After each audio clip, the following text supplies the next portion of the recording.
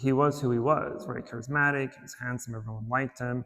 He received a lot of offerings from the villagers, from the community. And a lot of people would come and visit him specifically at the monastery, all friends and relatives. And so he would always be getting a lot of stuff, a lot of offerings, a lot of gifts. And so as he stayed longer to be in the monastery, every time he would go into the village for alms rounds, he, again, because he was charismatic, he was handsome, everybody liked him, he got very fair nowadays, but he did. And because he got more food than everyone else, right, depending on how many monks and nuns were walking to the village to get food, some of the monks and nuns that were at the end of line got either little food or no food at all, right? And so because they got little to no food, after they went back to the monastery, Tissa would go around and offer them or give them more food from his own offerings. And so he became known as Tissa the almsgiver. And so I had this title, had this name for a while. And then during winter, because it got cold outside, right? This is North India at the time, so it got cold during winter. And at night, he would, as he was doing his walking meditation or doing his chores, he would see these other monks huddling around the fire, shivering or trying to warm themselves. And he's like, why are you at the fire? Why are you shivering? Why are you cold? He was like, well, we're cold. We have no blankets. Right? And he was like, why don't you give it blankets? And the monks were like, well, unlike me. And so he took all these monks to the village and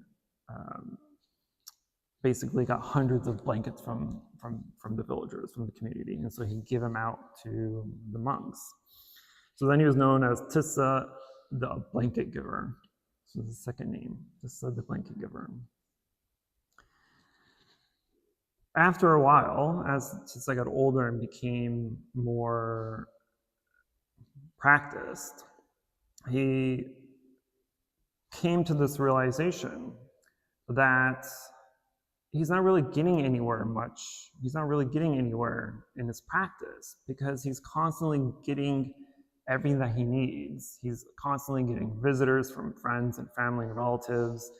He's so caught up in meeting with people that come and visit him. He's so caught up with accepting offerings and had this realization. And so then he decided to kind of run away into the forest and live in the forest. And he had done this for some time and then got a new name, Tissa the forest dweller. So now he's Tissa the forest dweller. And so he did this for a while. And then after a while, Shariputra, his preceptor and his main teacher, went out with some other elder monks to kind of, and pretty sure Shariputra. It was Shariputra. So as Shariputra visited him, as the villagers saw Shariputra walking into the forest, right, they kind of followed him like, oh, where's this enlightened being going? Let's just follow him and see what he's up to. Because everyone's just nosy, right? We're all nosy.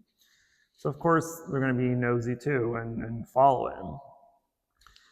And they followed him and they figured out that they went and found or went to visit Tissa. And other than giving an official Dharma talk, monks and nuns don't typically speak a lot, right? And it's because, they don't typically speak a lot. And if they do, it's usually a phrase or a mantra or a gatha to someone. So Tissa specifically, every time someone would try to talk to him or ask him a question or whatever it may be, he would simply reply with, may you be happy, may you be healthy, may you be free from suffering. This is the mantra, this is the loving kindness mantra, the metta mantra, from the Metta Sutra, loving kindness discourse. Is this kind of formula that we would recite for this type of practice. And so he would always just recite, may you be happy. That he didn't really have any knowledge. He didn't really know anything because all he does is recite these 3 verses, right? So they didn't really think of him as someone intelligent necessarily or full of wisdom. And so when Shariputra met him, or when Shariputra went to meet him, and all these villagers came with him, the villagers asked Shariputra to give a Dharma talk. And Shariputra was like, Tissa, step in, go ahead and give the Dharma talk. And the villager was like, no, we don't really want verses over and over again. But Shariputra insisted that Tissa would give this Dharma talk. So Tissa got onto the Dharma platform and the Dharma seat and gave this long, profound teaching. And people were very surprised. They were both surprised and also kind of upset because they were living among someone who was highly wise, who was wise, right? Unknowingly to them. And so they were kind of upset that Tissa never really gave any effort to teach, knowing that he had all this true attained knowledge or wisdom. And so after that whole situation happened, the Buddha had come also to kind of visit, and the villagers would ask or would tell Buddha what had happened. And after they explained to the Buddha what had happened, the Buddha gave this verse to them. And again, the verse is, one is the road that leads to worldly gain, rejoice in worldly favors, but cultivate detachment from the world. So this verse, the last verse of this chapter, if we can say it's contrasting two directions in life, right? It's contrasting the worldly pursuits that we typically, most of you are going through, right? The worldly pursuit of trying to gain wealth and fame and reputation and status. And it's contrasting the other side of that, the spiritual pursuit, right? The cultivation of wisdom, of virtue, and the kind of the ultimate goal of attaining liberation or nirvana.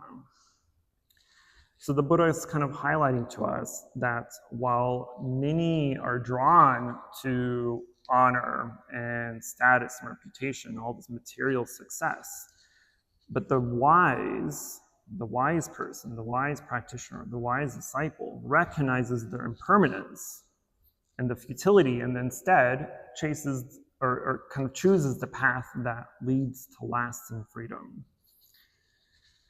And so it's the contrast between worldly gain, which we call sakkara, and the noble path, which we can call magga, or just nirvana, and success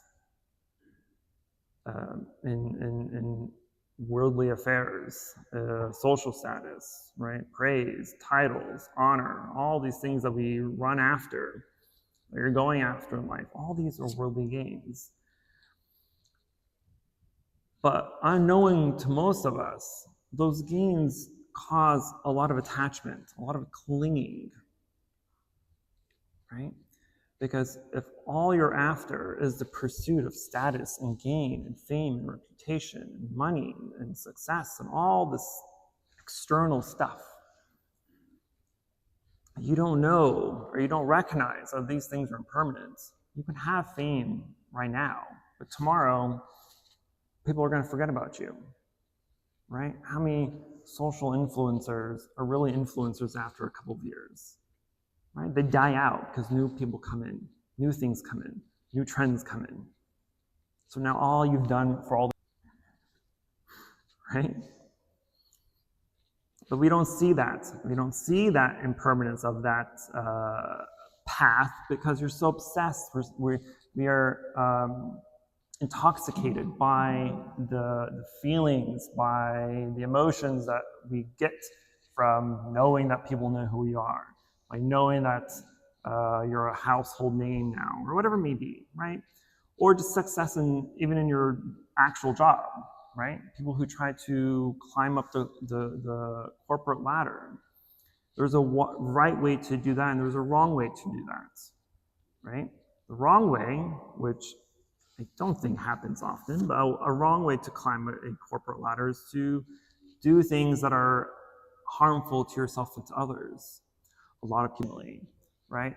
Make them look bad intentionally throw them under the bus, or make them look bad, or ruin their work, or delete their files, or whatever it may be, right? To cause suffering and to cause them to look bad in the eyes of others. And so if this coworker is incompetent, then I'm clearly the more incompetent one for this promotion that I want, right? So that's kind of a wrong way to do things.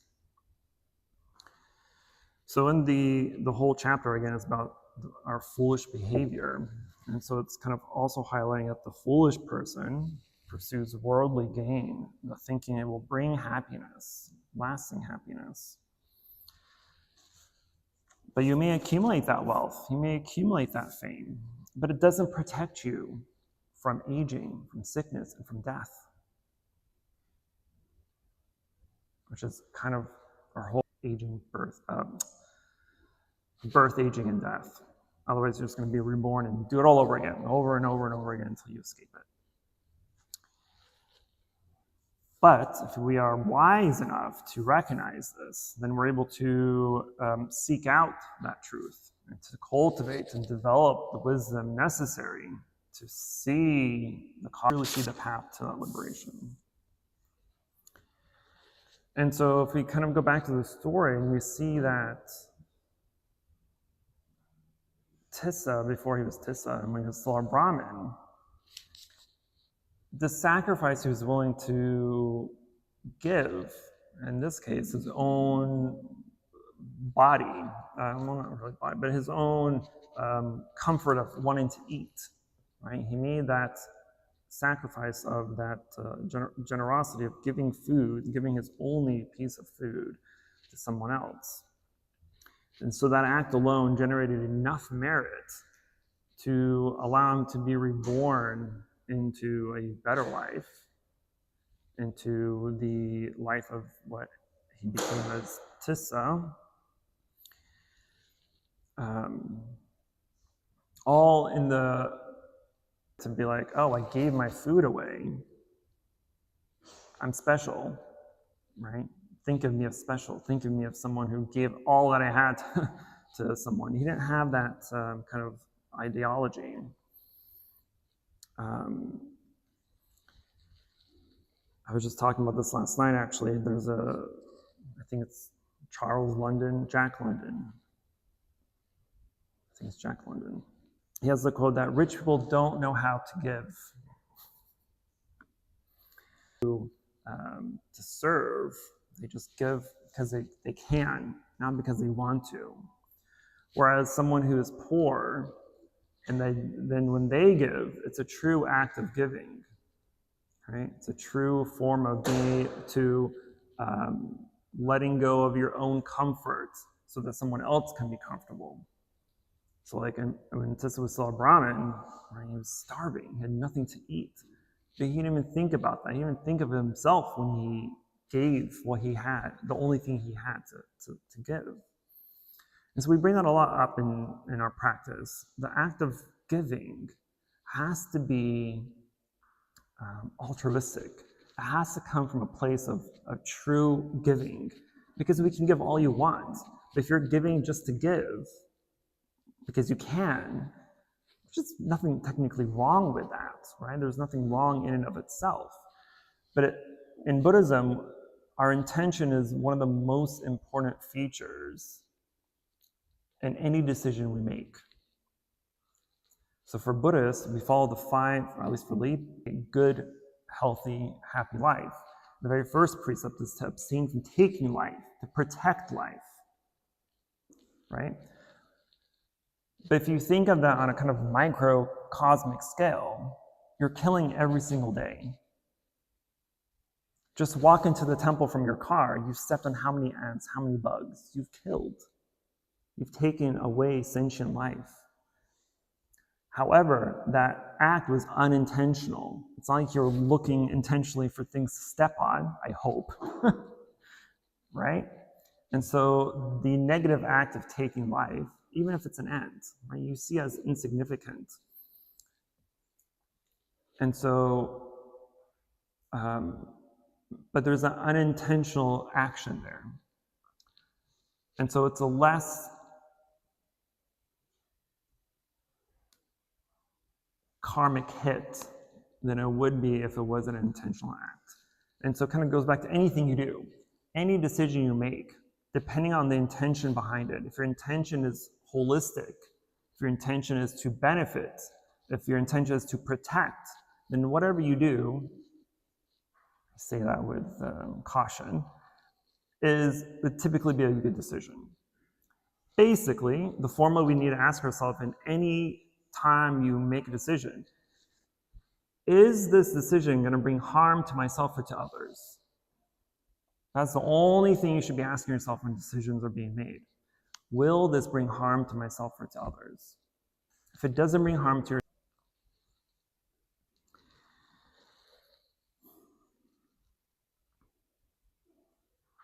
and so in this verse, in the Pali version of the verse, the Buddha uses the word abhinaya. Abhi means realization, to realize. It means trueness, right? Because I've said this before, when it comes to just the concept of impermanence, it's not something that we can just intellectually understand. Because you all intellectually understand what impermanence means, right? Impermanence just means that things won't last forever. Things don't last. That's a very superficial understanding of impermanence.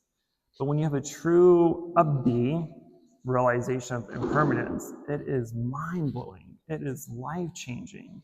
It is something that will allow you to see things so much more clearly, to understand things so much more clearly, to accept things so much easier. Because since everything's impermanent, that means everything that you think, everything that you feel, everything that happens to you, that happens to others, will arise and cease. So there is no reason to hold on, to attach, to cling to these ideas, to these things, right? There's no reason to cling to your body, to cling to the feeling, to cling to your... But a true realization of this is I can't explain to you. There's no words to explain, but it's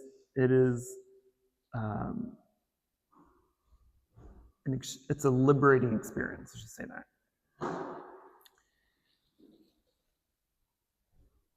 But if we at least understand that seeking out certain things in life causes us to attach, to cling to them, if you at least can accept that and see that, then it's, even though you may not have a true realization of the concept of impermanence, but if you can at least remind yourself that if you can at least acknowledge and come to the realization that this is impermanent, so whatever happens will happen.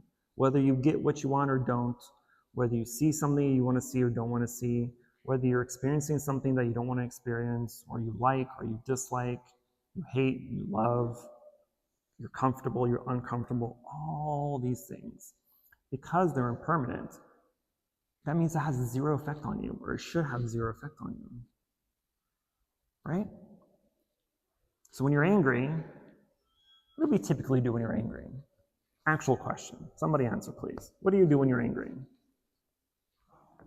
Cry? Why? Then isn't that act of crying kind of stupid then? What else? Speak harshly. That's a good one. What else do we do? Absolutely. You're blaming others, right? Which also comes into projection, because now you're yelling back like, oh, you're the one that caused me to be angry. Did they though? Or are you just ignorant? Actual answer is you are ignorant. We're all ignorant, right? But that's typically what we do. We become angry, we blame others because our expectations were not met. And so then we cry, we yell, we scream, we blame, we project. All for what? Give me one benefit that this gives you. What? Impermanent. So what's the use? What is the use, right? So that's something that we have to, at least for our practice, it's something that we consistently attempt to be mindful of. You have to do other activities, right? There's a lot of situations I'm in, and I put myself in that makes me feel uncomfortable. But I have to remind myself that this uncomfortability is going to last for 10 seconds. This dislike of the situation is going to last 10 minutes. This anger that I'm having is going to last a few minutes because you're going to forget about it. Right? If you're going to forget about it, then why have it in the first place? Especially if it serves no purpose. There is never a good purpose to suffer.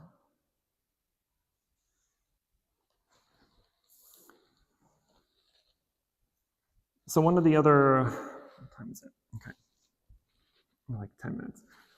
One of the other kind of points of this verse, or in this verse, is seclusion, right? Because as we get toward the end of the verse, right, it's stating that the bhikshu, disciple of the Buddha, should not rejoice in worldly favors, but cultivate detachment from the world.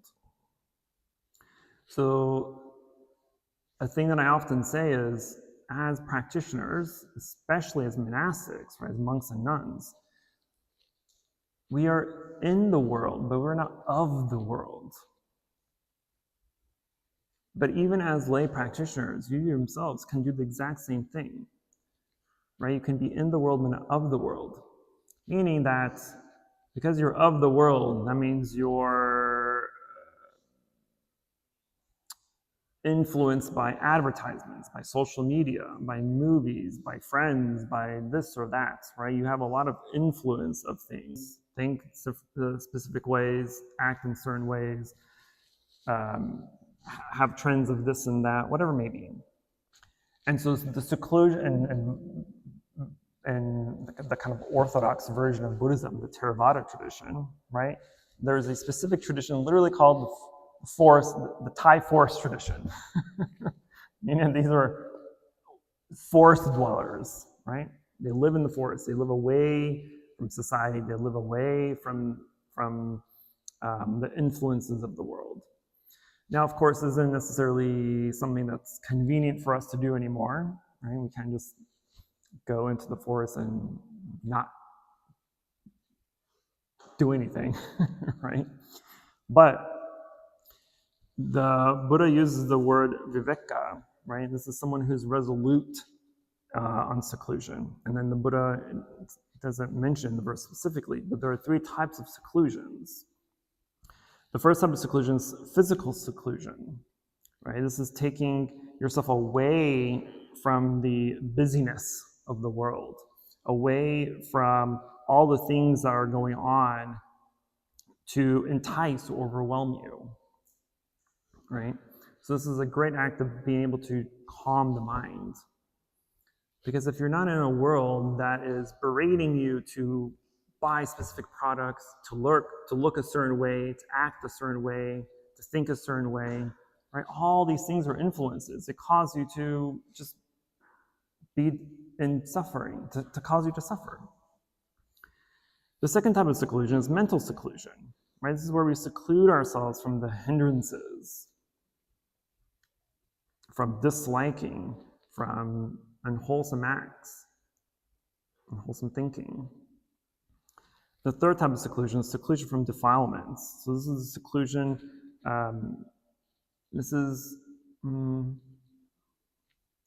from defilements, basically where we are living the practice and being able to purify the mind, purify our practice, and to learn the Dharma holistically and attain nirvana,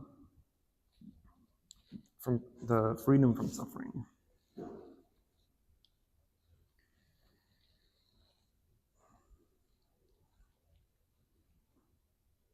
So, pop quiz.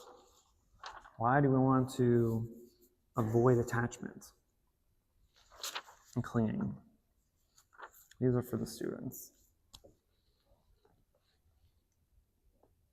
Why do you not, for the students, why do you want to avoid attachment to worldly things?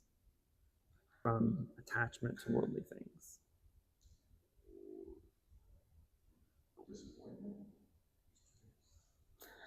Students, Leon. Sorry? Okay, yep, it's one. It's two. There's one more I'm looking for. I've said it earlier. We are all what? Ignorant. So ignorance, greed, and anger. These are what we call the three poisons. So everything that we do will always fall under one of these three poisons. Everything is one of these three things. And so freedom for Buddhists, nirvana, is the eradication of these three poisons.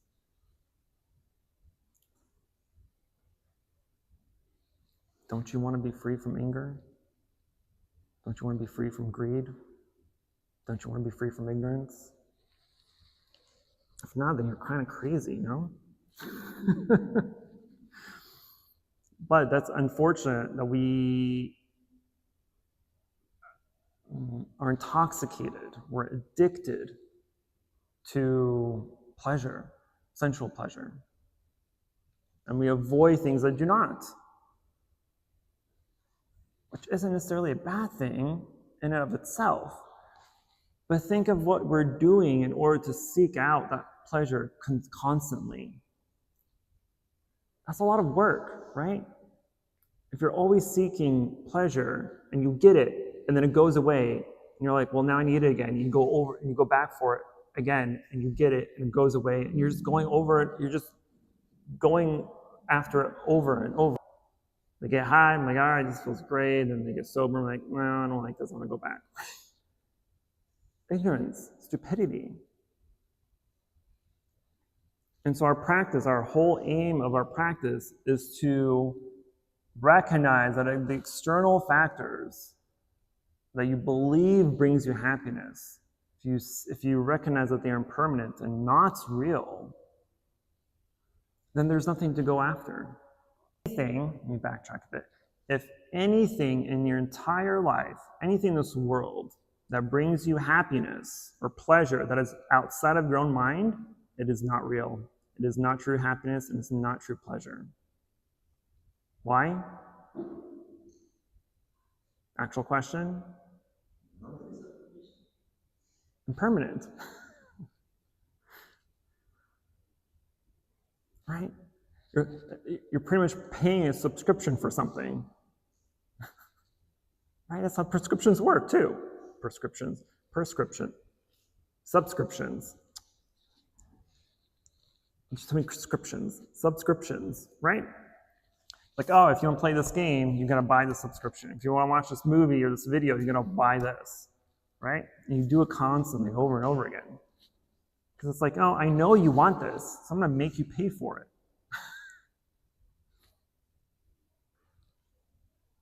Now we just sound like slave workers at this point. The point is, if anything outside of your own mind you believe brings you happiness, no one can ever make you angry. The reason why you become angry is because you have this fantasy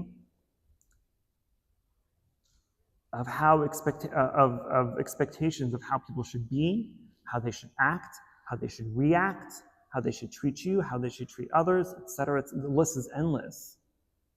Because we have all these expectations and this fantasy world of how things should be, when something doesn't go our way, and then we become upset.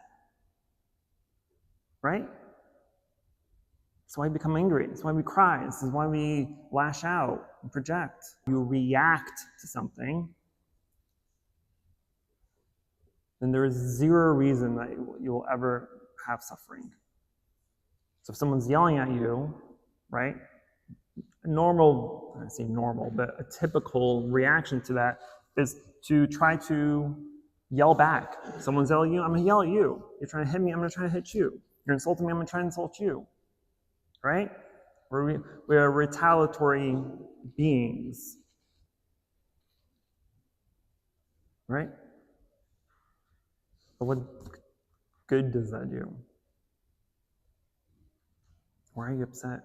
When all you can just be like, all right, cool, yell at me, call me names, do what you want to do. I don't care. Why do you care? That's another question. Why do you care?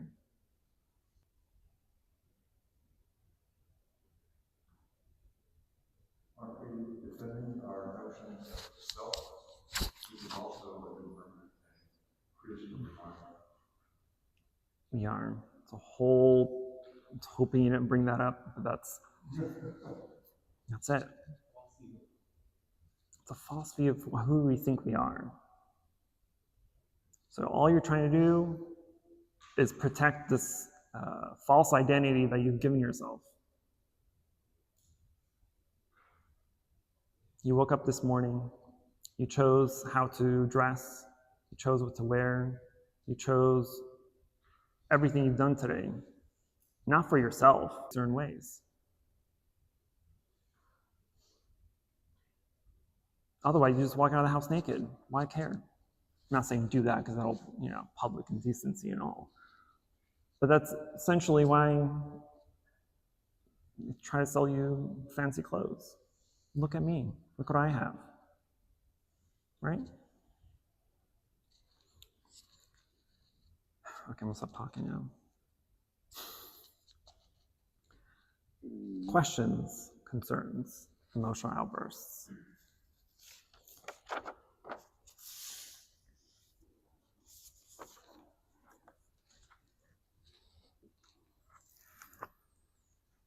Yes, sir. So this person has desire to give false sharpness, right? We would say that's probably a good desire. So it's more about his act of giving than it was about providing food for someone. Is that right? Right. And the nuns who were at the pivotal line were hungry, and he wasn't aware that they were hungry, so he wasn't really trying to help anybody, was he? Except himself, to feel better about himself. Well, at the beginning, when he was still a Brahmin, that's a past life. Whereas in the next life, when he was Tissa, right, and everyone's giving him more food than everybody else, then it's a different lifetime, basically. But he knew while he was still a Brahmin, he had no food. He knew that the act of giving, when he had nothing, was more valuable than just giving if he were to have everything, right? Because there's no sense of sacrifice. There's no sense of true generosity when you can just give because you can, right? There's no sense of I'm truly trying to help this person or these people. Brahman was poor. That act of giving was so powerful and so much more influential, right, that it literally gave him a better next life. But his intentions were pure, right? And that's the difference, is that his intentions were to give when he had nothing, was much more pure than those that were giving more food to him when he was reborn again as Tissa, right? Those people didn't give him because they too were poor and decrepit or had nothing. No, they gave him because they liked Tissa. Simply because he was charismatic and handsome and they could, right? And so their actually giving was fractions of merit compared to the Brahmin when he was totally poor.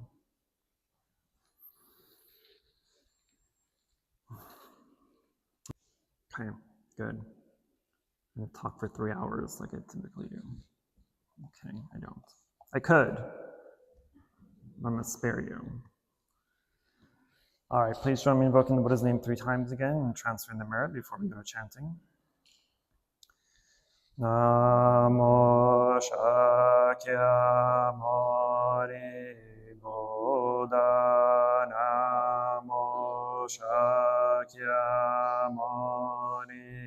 Buddha Namo Shakyamuni. We wish to transfer the merit to all sentient beings and wish them full enlightenment. Namo Shakyamuni. be doing our general service today. So page 1, I believe.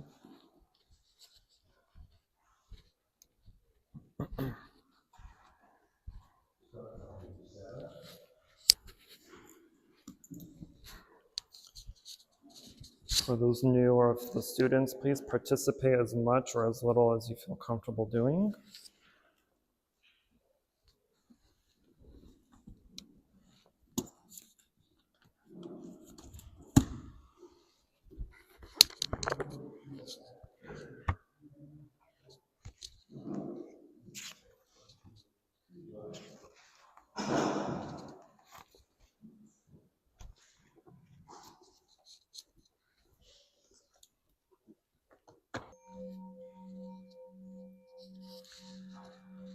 Body, speech, and mind in perfect oneness, I send my heart along with the sound of the bell. May the hearers awaken from forgetfulness and transcend all anxiety and sorrow. Listen, listen, this full sound brings me back to my true. We offer this incense to all Buddhas and Bodhisattvas throughout space and time. May it be fragrant as earth herself, reflecting our careful efforts, our wholehearted mindfulness, and the fruit of understanding slowly ripening. May we and all beings be companions of Buddhas and Bodhisattvas. May we awaken from forgetfulness and realize our true home. Now is burning all the Dharma realm in every place, auspicious clouds appearing, our sincere intention thus fulfilling, as all Buddhas now show their perfect body homage to the cloud canopy Bodhisattva and great Bodhisattva.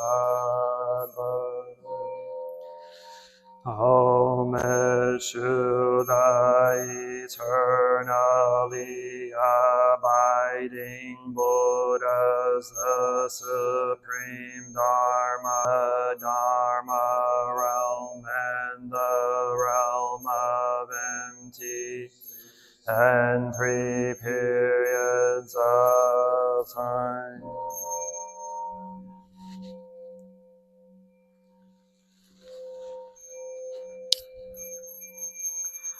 Homage to the fundamental teacher Shakyamuni, future Buddha, Manjushri, great wisdom Bodhisattva, universal great conduct Bodhisattva, all Dharma guarding Deva Bodhisattvas, and the glorious mountain assembly of Buddhas and Bodhisattvas.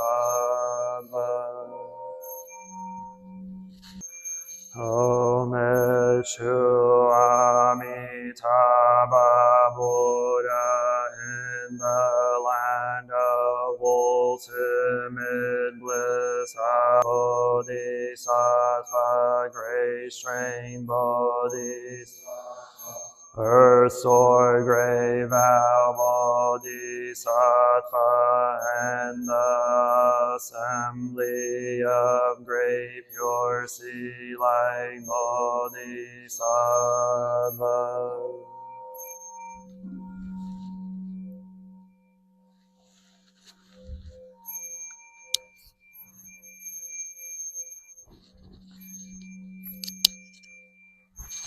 Please sit down.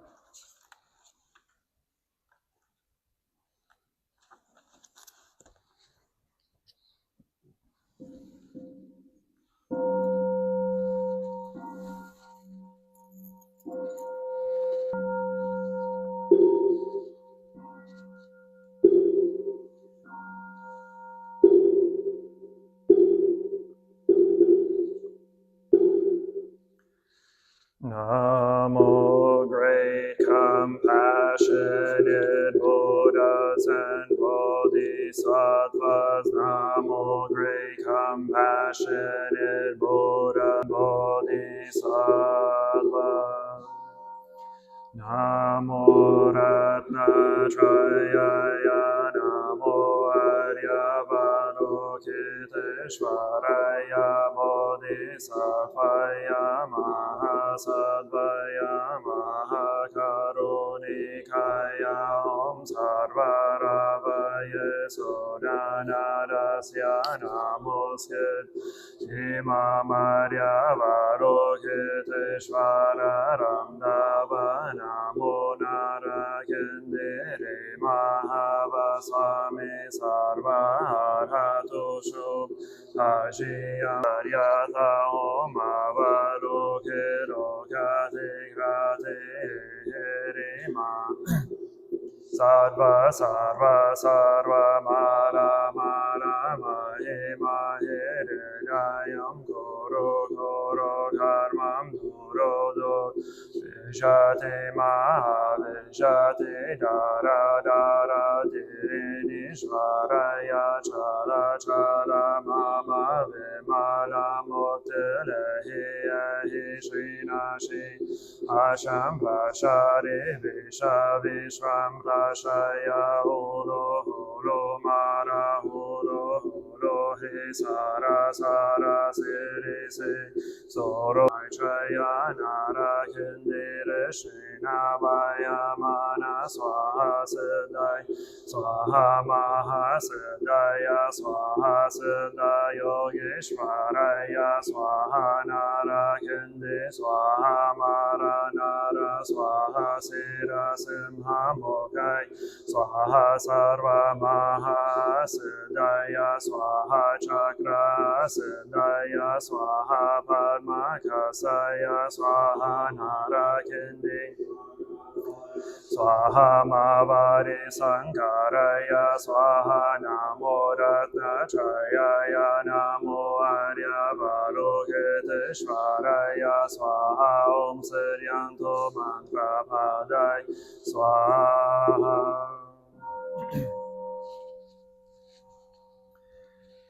Going down to the verse for opening sutra. The unsurpassed, profound, and wonderful Dharma is difficult. I now see and hear it, receive and uphold it, and I vow to fathom the Tathagata's true meaning. Namo Shakyamuni Buddha, Namo Shakyamuni Buddha, Namo Shakyamuni Buddha. The one who bows and the one who is bowed to are both both by nature empty. Therefore the communication between them is inexpressibly perfect. Our practice, my own person, reflects in all Buddhas to whom in my whole life I go for refuge. The Buddha, the Dharma, and the Sangha, to whom we bow in gratitude, teaching and living the way of awareness in the very midst of suffering and confusion. Shakyamuni Buddha, the awakened one, to whom we bow in gratitude, cutting through ignorance, awakening our hearts and arm. Joshi, the gratitude, working mindfully, working joyfully for the sake of all beings. Samantabad, Sattva of great action, to whom we bow in gratitude, responding to suffering, serving beings in countless ways. Avalokiteshvara, the Bodhisattva of great compassion, to whom we bow in gratitude, seed of awakening and loving kindness in children, sprouts in all beings. Maitreya, the Buddha, to be born, to whom we bow in gratitude, showing the way and compassionate to lead the stream of all our ancestral teachers, to whom we bow in gratitude. The Dharma and practice it, we vow to realize its true meaning. The Bodhisattva Avalokita, while moving in the discourse of Prajna Paramita, shed light on the five skandhas and found them equally empty. After this penetration, he overcame ill-being, listened. Shariputra, form is emptiness, emptiness is form, form is not feelings, perception, mental formation and consciousness. Listen, Shariputra, all dharmas are marked with emptiness. They are neither produced nor destroyed, neither defiled nor immaculate, neither increasing nor decreased. Therefore in emptiness there is neither form nor feelings, no perceptions or mental form. Consciousness, no eye or ear or nose or tongue or body or mind, no form, no sound, no smell, no taste, no touch, no object of mind, no realms of elements, no interdependent origins, and no extinction of them, no ill-being, no cause of ill-being, no end of ill-being, and no path, no understanding, no attainment, because there is no attainment. The Bodhisattva, grounded in Prajna Paramita, liberating themselves from illusion and realizing perfect nirvana. All Buddhas in the past, present, and future arrive at Anuttara Samyak Sambodhi. Therefore, one perfect understanding is the highest mantra, the unequaled mantra, the destroyer of ill-being, the incorruptible truth. The mantra Prajna Paramita should therefore be proclaimed. Gate Gate Para Gate Para Samgate Bodhiswa. Gate Gate Para Gate Para Samgate Bodhiswaha. Gate Gate Para Gate Para Samgate Bodhiswaha. We invoke your name, Avalokiteshvara. We aspire to learn your way of listening in order to help religion, in order to understand. We invoke your name in order to practice listening with all our attention. attention and open-heartedness, we will sit and listen without judging or reacting. We will sit and listen in order to understand. We will sit and listen so attentively that we will be able to hear what the other person is saying, and also being left unsaid. We know that just by listening deeply, we already alleviate a great deal of pain and suffering in the other person. We invoke your name, Anjoshi. We aspire to learn your way, which is to be still and to look deeply into the hearts of things. Attention and open-heartedness, we will look with unprejudiced eyes. We will look without judging or react. We will look deeply so that we will be able to see and understand the roots of suffering through the impermanent nature of all that is. We will practice your way of using the sword of understanding to cut through the bonds of suffering, thus freeing ourselves and other species. We invoke your name, Samanta, wise and heart of compassion, to bring joy to one person in the morning and to ease the one person in the afternoon. We know that the happiness of others is our own happiness, and we aspire to practice joy on the path of service. We know that every word, every look, every action, and every smile can bring happiness to.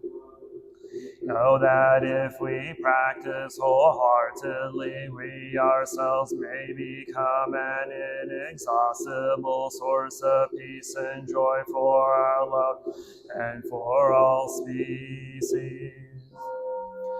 We are a way of being present where there is darkness, suffering, oppression, and despair, so we can bring light, hope, relief, and liberation to those places. We are determined not to forget about or abandon those in desperate situations. We will do our best to establish contact with those who cannot find a way out suffering, those whose cries for help, justice, equality, and human rights are not being heard. We know that hell cannot to contribute to creating more hells on earth and to help transform the hells that already will practice in order to realize the qualities of perseverance and stability, so that like the earth we can always be support and faithful to those in need.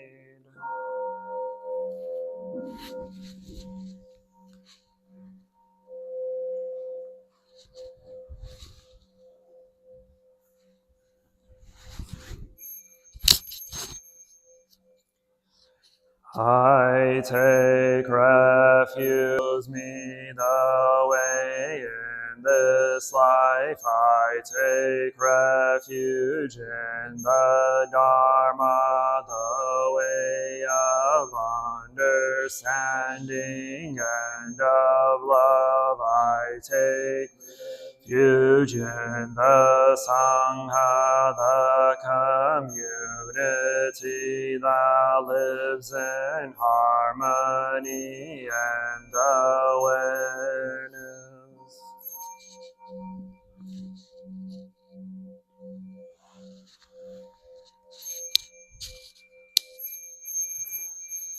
Dwelling in the refuge of Buddha, I clearly see the path of light and beauty in the world. Dwelling in the refuge, many doors on the path of transformation. Dwelling in the refuge of Sangha, shining light supports me, keeping my practice free.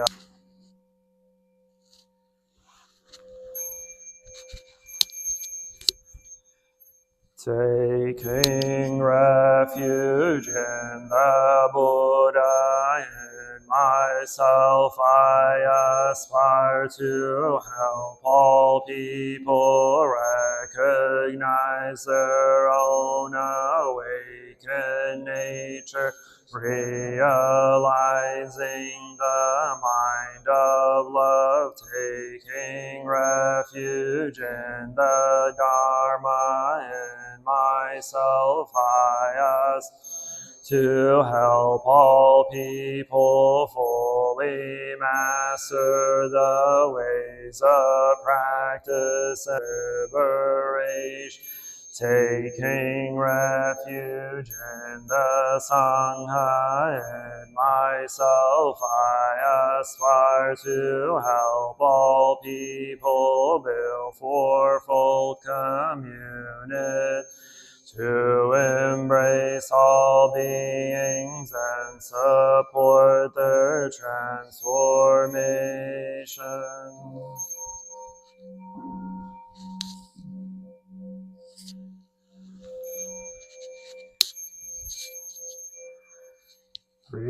Reciting the sutras, practicing the way of awareness, gives rise to benefits without limits. We vow to offer tribute to parents, teachers, friends, and numerous beings, to give guidance and support along